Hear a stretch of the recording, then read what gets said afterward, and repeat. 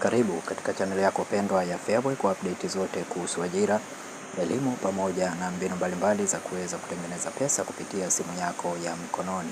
Katika video ya leo tutakwenda kuangalia hii scholarship, nafasi za ufadhili wa masomo kule Uturuki kwa wanafunzi wa Tanzania. Kwa hiyo katika video hii nitakwenda kuonyesha namna ya kuweza kufanya usajili katika nafasi hizi za ufadhili wa masomo kule nchini Uturuki. Linki ya kufanya usajili au application form au application system nimekuwekea katika description ya video hii, au kama utaikosa katika description ya video basi join katika grupu langu la WhatsApp, link ipo katika description. Baada ya hapo niombe linki ya kuapply ufadhili wa masomo Uturuki na mimi nitaweza kutumia linki hii. Hatua ya kwanza, utakapofungua linki hii utaweza kuikuta hii Turkey Scholarship Basilari.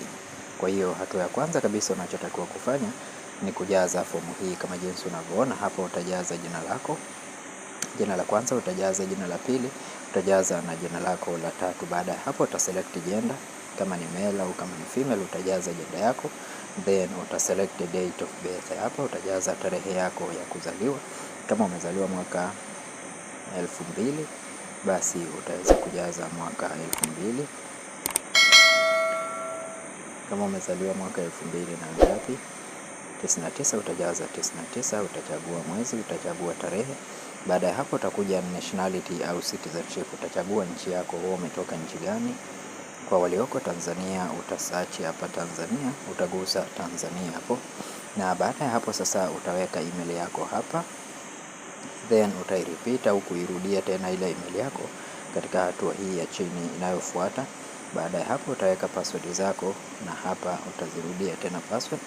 Utaselect hapa secret question, utaweka secret question yako, alafu utaweka jibu, na baada ya hapo utabonyeza I'm not a robot, then utadeclare hapo, alafu baada ya hapo utabonyeza neno save.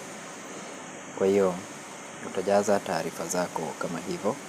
Baada ya kukamilisha utaendelea na application. Kwa mimi nitaenda kufanya hivi, nitajaza taarifa hizi alafu nitakuonyesha hatua inayofuata.